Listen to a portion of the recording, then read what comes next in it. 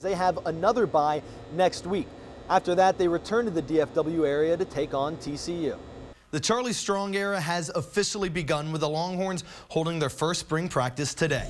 Well over 1,000 miles away from Austin, burnt orange is hard to find here in Milwaukee. In 16 seasons at Texas, Mack Brown won over 150 games. San Antonio's suffering another double-digit loss in the finals, thanks in large part to 19 turnovers. Texas playing in Morgantown for the first time in school history. That is an adrenaline rush like no other. My body is shaking like crazy right now. That was insane.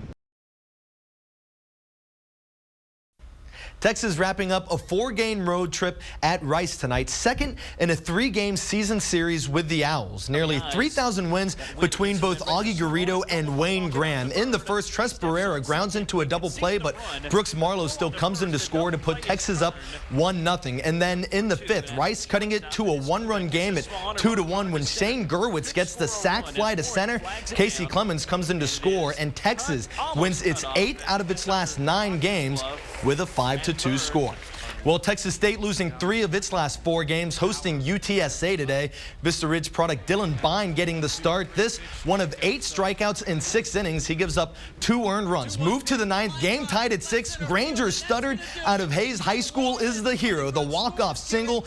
Garrett Matledge caps off a 4-run 9th for Texas State to get the 7-6 win.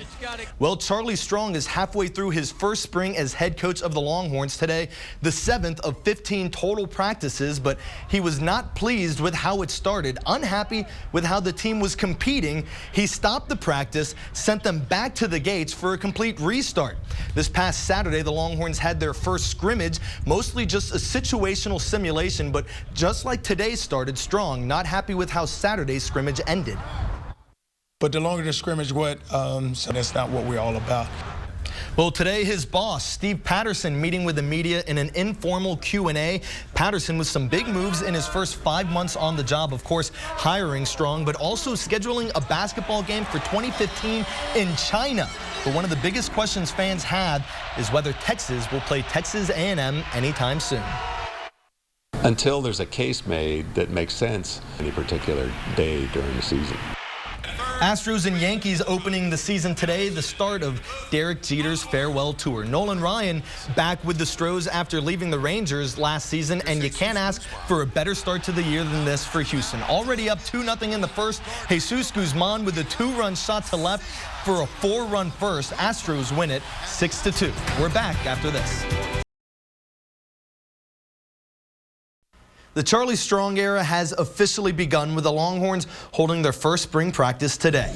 Strong's first practice as head coach at Texas, David Ash, fully participating. Of course, he missed most of last season with a concussion. Texas coming off 4 straight seasons with at least 4 losses. Last year, going just 8-5 with a loss in the Alamo Bowl. So the Horns with plenty to prove this upcoming year, but most of the focus today on Charlie Strong as he led the Longhorns onto the field for the first time.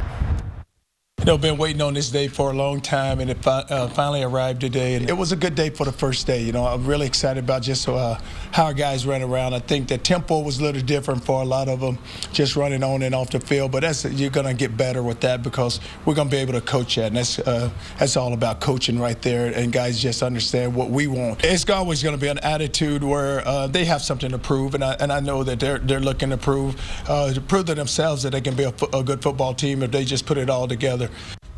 Longhorns learning today that wide receiver Bryant Jackson will retire from football because of a recurring foot injury. He missed all of last season with that same foot injury. Well, Texas baseball taking on Dallas Baptist. Horns up 1-0 in the third. C.J. Hinojosa with the RBI single through the right side. Ben Johnson comes in to put Texas up 2-0. And then the very next batter, Colin Shaw doubled down the right field line. Mark Payton scores, and Texas is up 3-0. Lucas Schiraldi moving from the Sunday starter to the midweek starter. He goes 8 innings, gives up only 2 hits, strikes out 3. That one coming in the 5th. And then Mark Payton with his second hit of the day. Brooks Marlowe comes in to score, and Texas wins it 5-0. Texas State baseball hosting Rice. That game on our sister station KBVO. Rice with a 1-0 lead in the second, but Tanner Hill in an 0-for-11 slump snaps that skid in a big way. Solo homer to left to tie the game at 1, but in the very next inning, Rice with an answer. Skylar Ewing with the RBI single up the middle. Keenan Cook comes in to score, and the Owls back on top 2-1. That part of a 4-run inning for Rice to blow it wide open. Owls win 14-1. Well, Texas basketball heading into the NCAA tournament on a roller coaster of inconsistencies. Horns finishing the regular season 5-5 before splitting their 2 games in the Big 12 tournament. Horns playing much better at home than they were on the road, and just like the team as a whole, each player having his ups and downs, but now there's no margin for error. The one thing with our group right now, every guy's had their moments, but now's the time there can be no letdown. You do it or you don't. We can't have any more disappointments.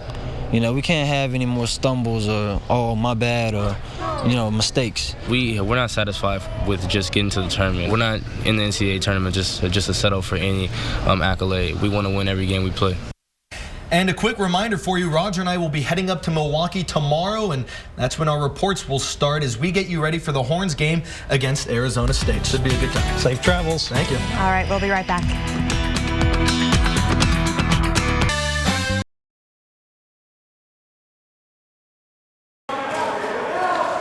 In North Austin, the Austin Blades practice once a week, trying to master the game of sled hockey. Sled hockey is basically the same thing as stand-up hockey, except instead of having skates, we get a sled to sit in, and we have 2 sticks with metal picks on the end to propel ourselves and to handle the puck. And after that, it's pretty much the same thing. The paths the Austin Blades took to sled hockey are as varied as the team itself.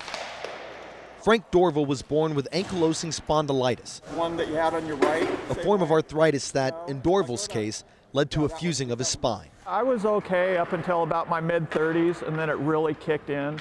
And from there, it started to degrade real fast. The disease robbed Dorval of his ability to walk, forcing him into a wheelchair. But once he discovered sled hockey, he wouldn't stay in one for long. It took me years to work myself out of my motorized wheelchair, and I'll never go back if I don't have to. So sled hockey has made your life better? Oh yeah, definitely. Dave Ware found himself in a wheelchair when he was hit by a drunk driver in 1976 in his hometown of Lampasas. I thought my life was going to be over with. It's kind of a miracle that I'm still living. At one time I thought I was actually in a wheelchair longer than I was walking. That kind of hit me kind of heavy. But you got your arms, your locomotion. I can still see all the things I want to do it, but it was just from a different angle. Regardless of whatever diseases or disabilities any of these sled hockey players have, they all have one thing in common. Whenever they're on the ice, they forget about what brought them here in the first place. It's nice to be out here and just forget about everything. Your health issues, family issues, work issues, whatever. You got to concentrate. Playing wheelchair sports, I forget all that. All you're trying to figure out is how to breathe right, how to get down to help your teammates, push outside your envelope. An escape that makes their reality better.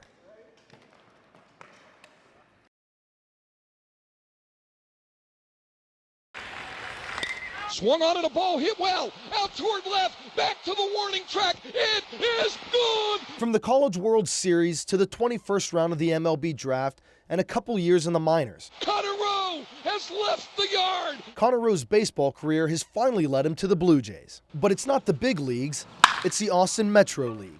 It's definitely different going from 5,000 people in the stands to, what do we have, 1 and then 2 of y'all. It's a little different, but it's still awesome. Rowe's minor league career was cut short after tearing his Achilles tendon in a freak accident, leaving him unable to walk for 6 months. It wasn't until he started playing with the Blue Jays that he decided to stop chasing a professional career. I can say I'd still be trying to play. If I didn't join this league, I'd try and be playing something else that's competitive. So this really does it for me. 31-year-old Jesse White never got a chance to chase his dream of playing baseball beyond high school. But going up against players like Rowe helps fill a void like only the game could. It makes me feel whole. Makes me feel good. It feels like I'm able to. There I was. I didn't miss anything. And so you don't take it out on yourself later on in the year. So this means a lot, especially playing against this type of competition. It helps out. Makes you feel good. Despite whatever dreams have been chased or faded away, On summer nights in Austin, the dream of playing for the love of the game lives on forever. Just gives an opportunity to keep living our dream, just keep playing ball for the fun of it. Just keeping the dream alive, really. If you still want to play baseball, you can come out. It's definitely just if you want to keep playing and keep the love of baseball in your life. And on this night, college baseball legend and former Texas coach Cliff Gustafson happened to be in the stands watching his grandson play. This is what you call for the love of the game. I always tell guys, keep playing as long as you can physically do it and you enjoy it. It's a game and you're supposed to have fun doing it, and why quit when you're just 21 or 22 years old? It's not the big leagues, but baseball is still baseball. Chris Tavarez, KXAN News. This is Troy right now. Back to the back. Oh, let's keep it going. Okay, god dang it. Hold on. Just roll it. Yeah. See what you did? Water box.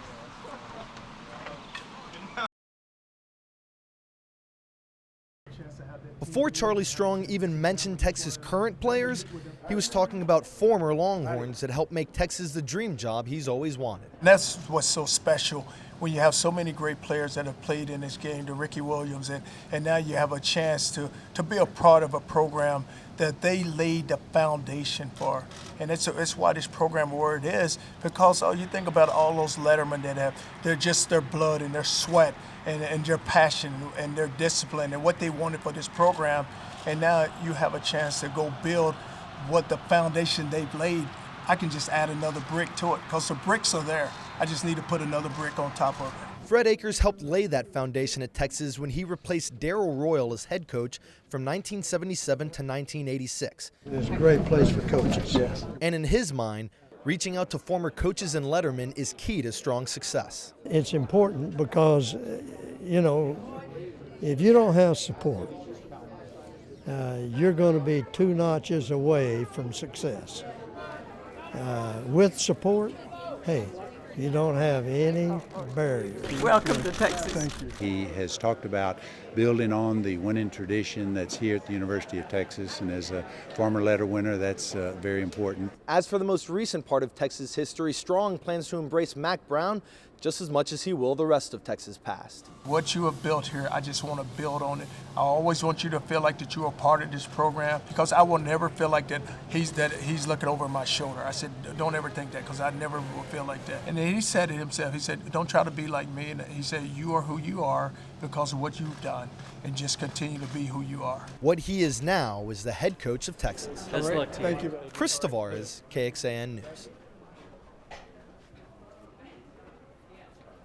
Hey, Vicky.